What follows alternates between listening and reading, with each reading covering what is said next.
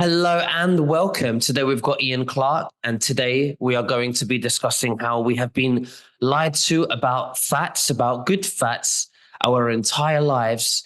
And we're about to unlock this information that the deep state or the globalists want to keep from us because they keep profiting from big pharma and supplements and medicines. And that's how they get rich. And we need to take back the power and responsibility into our hands. Now, just before we begin, you can subscribe to my Instagram channel at nicholas.veniamin, where you can follow all my daily newsreels. Ian, thank you so much for joining me. How are you and what have you been up to? Nicholas, a pleasure to be here. Yeah, there's so many great things that have been taking place every single day since the last time we chatted, and it's going to get better and better in the future. I love the subject that you've chosen today because it hits very close to home in my life. Let's just go back to 1974 for just a moment. In 1974, my brother became a medical doctor in Canada, and he'd finished his whole thing, residency and all that. And he came out with the latest health information from the medical establishment to let our family know that fats that we were consuming, like butter, animal fats, they were terrible, bad for our health. They were supposed to switch over to margarine, seed oils, and things like that. And so my mom and my dad were so proud of my older brother being a doctor. They immediately listened and they immediately changed everything. And within 10 years from that point, my dad had angina, had to have open heart surgery, fought for his life from 1984 until his death in 1996. That's the impact that I saw in my family from that information that was totally false. It was absolutely the worst information he could have brought home. He didn't intend to do that. He was indoctrinated. And ever since then, there's been a war against the true fats that we consume in our life. And that's also another war against therapeutic oils. And that's the real subject for today, is the therapeutic oils.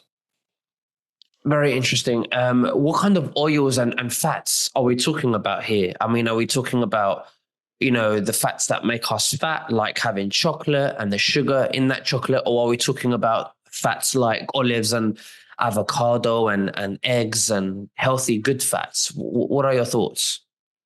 Well, there's all kinds of good fats that you just mentioned, and the bad ones, of course. The fats that I found out about that were buried underneath all the misinformation was therapeutic seed oils, very specific seed oils, and you only take tiny amounts of them. Seed oils are jammed into the diet, into packaged foods all over the world. It is one of the worst things you could possibly consume with your diet. They're called adulterated seed oils, whether it's canola, sunflower, you name it, safflower, it doesn't matter.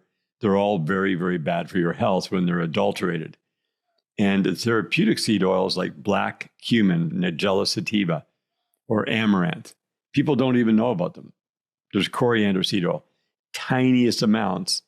And when you put them into your body, they do profound whole body tonics on the inside when you consume them. And they help to clean out all the glue and the gunk that your body gets built up with. There was just recently, since the last time you and I spoke, a discovery within Activation Products where we found out that Solaris, which is a very popular product, goes with these oils now, just 1 or 2 drops in your daily dose of oils internally, breaks the oil down so that it becomes 10 times more bioavailable, so it's 10 times more valuable inside your body. And if you add it to your skincare regimen, which is black cumin seed oil, amaranth, and you put 1 drop in a tiny amount of those oils and massage it into your skin, your face will get the best skin you've ever had because it's the true emollient that goes in deep. So it's like beauty from the outside in and beauty from the inside out, but it makes you feel amazingly well because now it's got a driver that drives it into the body. Interesting. So, how about Solaris? Is that something that you could also rub on your face? Well, if you put it straight on, it's too strong. You'd have to dilute it way down. A lot of people put it into a mister, where they'll put just 2 drops in 15 mils of water in a sprayer and spray it on. That deals with acne. It deals with all kinds of different skin blemishes and skin problems. But this is all about the beauty side because you're going to get the full benefit of the Solaris when you just put 1 or 2 drops on the oil, and you'll see it change the oil right in your hand. If you put it into the teaspoon, you'll stir it around, it changes the oil. It knocks it down to become extremely bioavailable. Now, Solaris is rosemary, clove, and thyme, but it's the entire extract of the whole plant. And this is a super unique product. It's the only one in the world like it. It's not an essential oil because it dissolves into water instantly as well.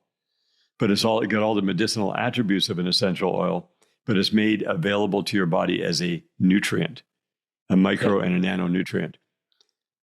Now, some may argue, we can buy olive oil, which is a good fat, in the superstores, and they might say, how have we been lied to? So, what are your answers to those people? Well, the olive oil, you got to be very aware of the producer. There's certain things you can tell about olive oil very quickly.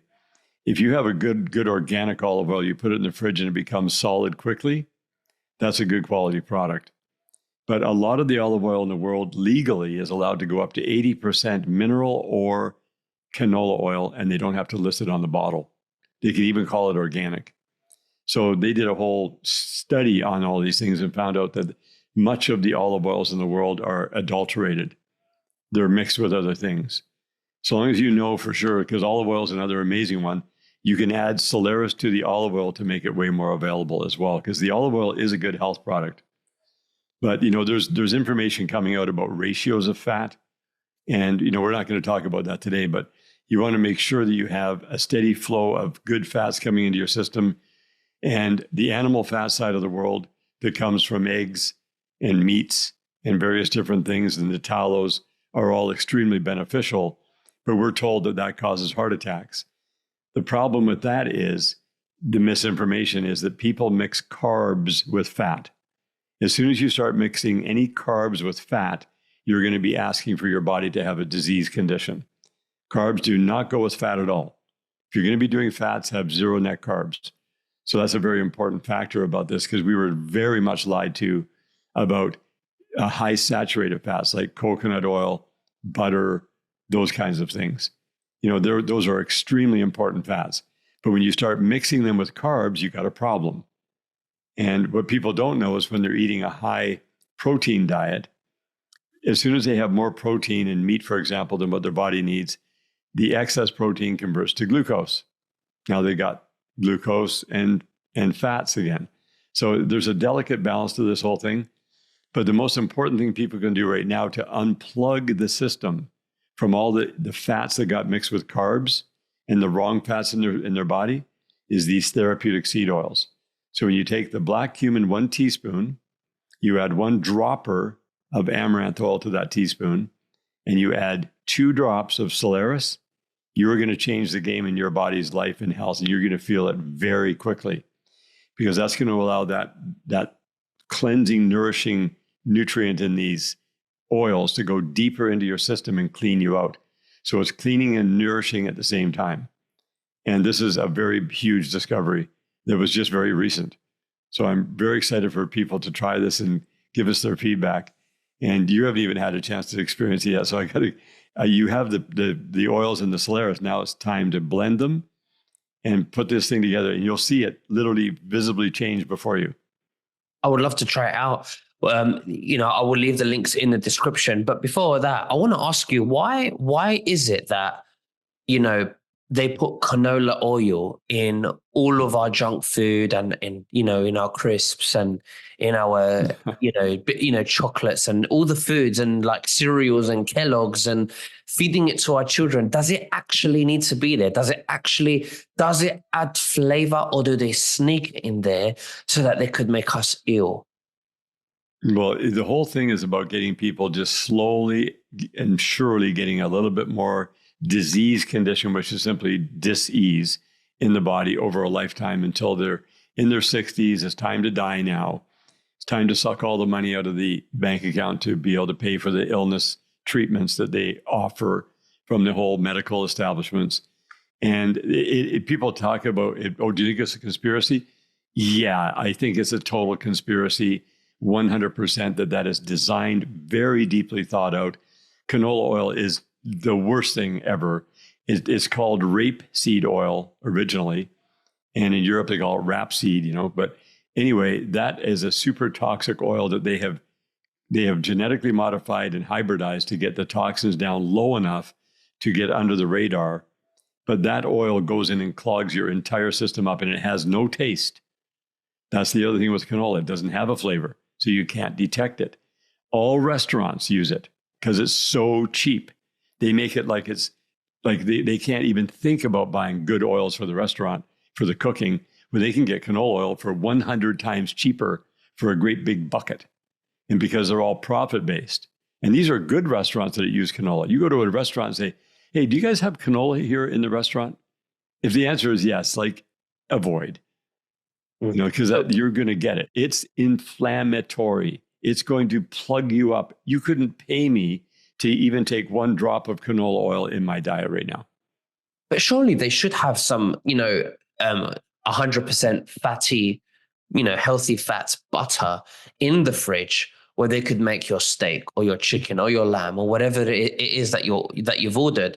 Do you suspect that they should have that option, or is it just stuck with the oil that they're cooking with, canola oil?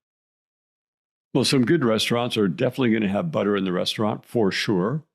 And you can specifically ask for that and say, hey, I don't want my steak cooked on a grill or on a frying surface that has any of these other oils in it. I want only the high quality. I'll even pay extra if that's required, because they need to make money. They can't lose money, and if they've set their prices at a certain amount, because where restaurants make all the money. They make the money on the alcohol. That's where they really make the money. Their margins are always very tight on the meal itself, and they're hoping you're going to order wine and martinis and drinks or whatever. And like in my protocols, I can drink as much alcohol as I want, but don't misquote me. I want zero alcohol. That's how much I want. So I drink as much as I want, which is zero. Speaking of money, I think the restaurants make a lot of money because they don't even take the responsibility to pay their staff, and they leave the consumers to take care of that, which in the UK we don't have. But hey, that's another issue. I think that if you're going to open a restaurant, you should be prepared to pay your staff above minimum wage, which is a human right amount of, it's a human right to be paid a certain amount, So now you mentioned if you have too much protein, it spikes up your glucose. Why? What happens to your body, and how does it impact you when your glucose has spiked? Well, as soon as you have more protein than what your body wants, because your body just wants a certain amount of protein, as soon as you go above that, it's going to convert to glucose. When you have glucose in your system, it's going to spike your insulin. So as soon as you spike your insulin, you're going to have an inflammatory response, because that's not what your body really wants. Now, there's a whole another subject around that altogether, but most people in this world, 99.999%, are mixing fats with carbs all the time. That's the North American diet. That's every restaurant, every grocery store, every packaged food. And by the way, just to go touch on one thing with canola, you go into Whole Foods, you go into these health food stores, they have all kinds of chips and all kinds of different products that are packaged, and they'll be organic, and they'll have organic canola oil in the food in a large volume. So always read the ingredients. But even with safflower and sunflower, it's being fully adulterated because it's being heated a lot. You cannot be heating these oils. They cannot stand it. People talk about, like smoke point. That's kind of irrelevant. If you go to a high saturated fat like coconut oil, palm oil has a problem because of the deforestation issues. But butter, you got to just keep the heat low. You don't want to be cooking things at a high heat anyway. Just be a little bit more patient, take a little bit more time, and make sure you're cooking with high saturated fats. And they're the ones that make your body work really well. And they clean you out. But we're lied to and told, oh no, saturated fats cause heart attacks. And there's even articles about keto and carnivore causing these heart attacks with people. It's all misinformation. You mentioned earlier before when we spoke, you said that tomatoes contain carbohydrates. Does that mean having just a few sliced tomatoes is going to spike my glucose? Oh yeah, for sure. Because you're going to what my protocol is just zero net carbs. And that's my own personal choice. Most people don't want to make that choice. But That's just the choice that I personally made. Any kind of vegetables that have a little bit of starch in them are going to convert to glucose very quickly. And you just have to go online and just put in carbs per 100 grams. What are the carbs per 100 grams of something? And you're going to find out what has the most and what has the least. And so you want to keep that to a very low amount. And if you're into a carb diet, like a fruitarian or somebody who's all carbs and they have zero fat, there's a lot of people out there doing that. That's a choice. And they seem to feel good on that. But they have zero fat because the fat will immediately block the insulin at a certain level from getting the glucose into the cell. If you're a person who uses glucose for fuel, then the least amount of fat possible versus being, like zero net carbs with lots of fat. So it just depends. If you mix them up, you're going to have a problem. And so our solution for people who are in that space is to go in and get the cleansing, nourishing oils, these therapeutic seed oils that are very specifically set up, where you make your own little formula, and you'll see right away that will go in and start to clean out all the gunk in your system and just make you feel better, more energy, better brain function, better organ function. Just everything improves dramatically when you clean and nourish your system simultaneously. Now, for those people who are into health and fitness, who go to the gym, who have a routine, who want to keep a firm frame on their bodies, especially the men who want to build muscle, some of them watching today, so they might be thinking, well, if I'm not getting enough protein and I'm not eating 5-6 times a day, and I'm not having some kind of carbs, I'm going to lose. I won't be able to grow, and I will lose mass. So what do you say to those people? Well, that's under this particular paradigm that everybody's been informed about. So if they want to build the highest quality muscles, they're going to use fat for fuel instead of glucose for fuel. And the protein will convert over to glucose, and that gives them some energy, but that's a different kind of fuel. They're going to still build muscle using carbs and fat and proteins combined, if that's what they want. But what I want is high quality muscle. I want to be having the best quality muscle in my body possible, which is exactly what's happening right now. So it's a matter of what your personal choice is. So there's going to be all kinds of give and take when you're going to be compromising and mixing up these things in the way that traditionally is done. For men who want to have big, bulky bodies, they're going to be tearing their muscles, having the lactic acid go into these open fibers and build scar tissue. And then that's going to build a bigger muscle. They're going to be more bulked out. That's the principle based on that. Lactic acid has to do damage.